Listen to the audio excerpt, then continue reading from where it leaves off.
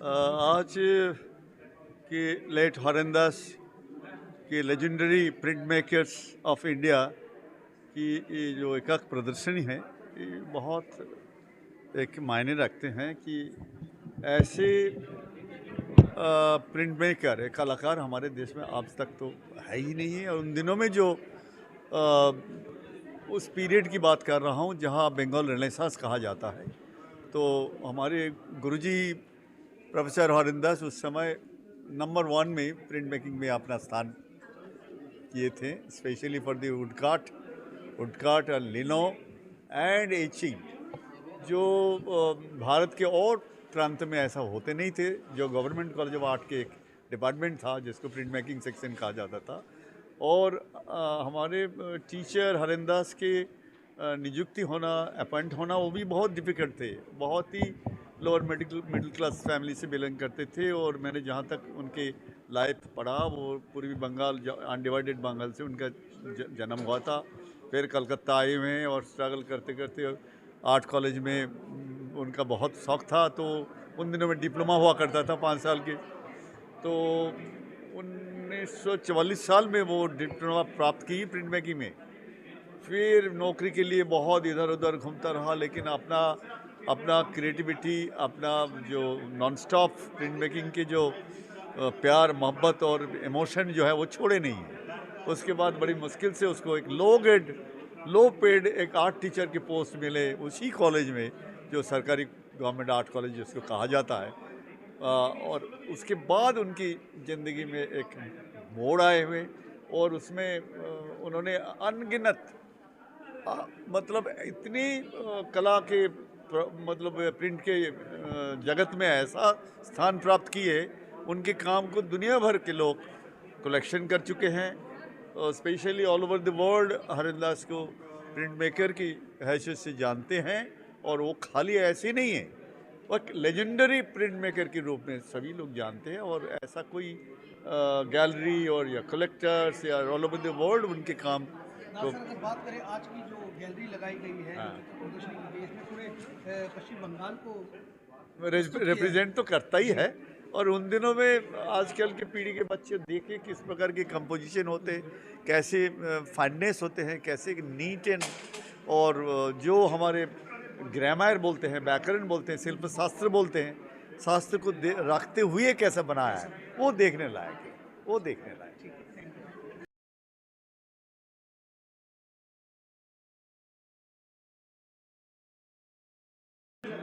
और आपने पूरे वेस्ट बंगाल को प्रस्तुत किया है इसके अंदर। ये एग्जीबिशन ग्राफिक प्रिंट्स की एग्जीबिशन है हरेंदास की। अरे हरेंदास मेरे पिताजी है, और उनके जो काम की मेजर जो कलेक्शन है मेरे पास रखा हुआ था।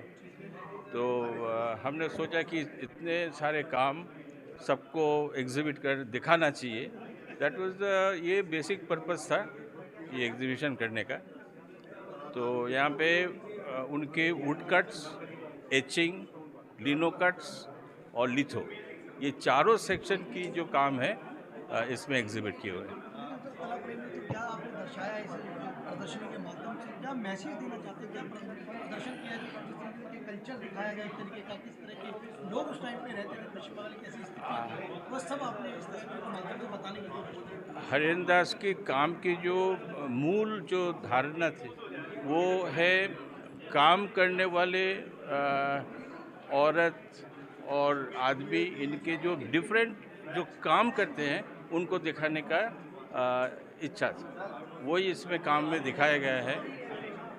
गांव की जो सीन है वो इसमें है, और है कुछ नेचर की जो सीन्स है वो भी दिखाया गया है। उसका कला प्रदर्शनी पे कैसा प्रभाव आपको लगता है कि इससे चित्रकला से प्रभाव जाएगा, जो कला प्रेमी होंगे। कला प्रेमी, ये में दो तीन चीज़ की बहुत इम्पोर्टेंस है। एक तो है जिस मीडियम से काम किए हैं वो बहुत कम लोग अभी करते हैं, ये ग्राफिक जो वुड कट, एचिंग।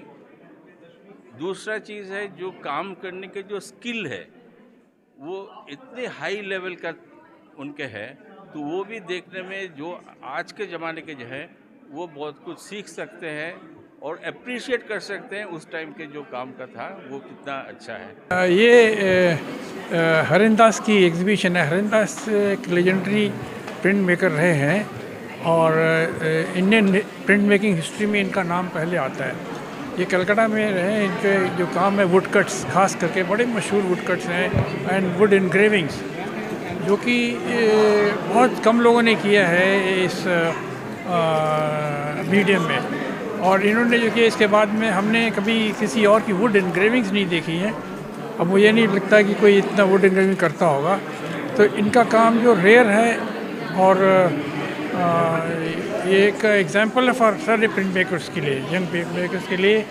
एंड इससे सीख सकते हैं बहुत सारे मीडियम्स की जो टेक्निक जो है इसकी, वो एक एग्जांपल है हमारे लिए। ये भी देखने को मिलता है कि ऐसी जो चित्रकला प्रदर्शनी है बहुत कम देखने को मिलती है। हाँ, ये तो होता ही है, क्योंकि ना देखिए एक वेरी सीनियर प्रिंट मेकर के काम निकालना एक दो दिख जाते हैं। कुछ गैलरी वाले भी करते हैं, उनके पास में एक कलेक्शन है, कुछ रखे हुए हैं, वो करते हैं एग्जीबिशन टाइम टू टाइम। पर ये उनके घर से जो आई है सारी टोटल कलेक्शन, बहुत बड़ी कलेक्शन है और ये रिमार्केबल है। कला प्रेमियों को क्या आप मैसेज देना चाहेंगे? ये यूनिक है। इन्होंने जो काम किया है, ही वाज ही स्टूडेंट से he was so committed to his work that in any circumstance, any condition, he continued his work. He was the teacher in the Government College, Calcutta also. Struggle बहुत So किया इन्होंने। वहाँ वो तो बहुत किया और उन्होंने उसमें बहुत गाइड भी किया स्टूडेंट्स को जो प्रिंट मेकिंग करते थे या वुड कट या लिनो कट। तो वो एक ट्रेडिशन है वहाँ पर थोड़ा सा वुड कट का, वुड प्रिंट मेकिंग का।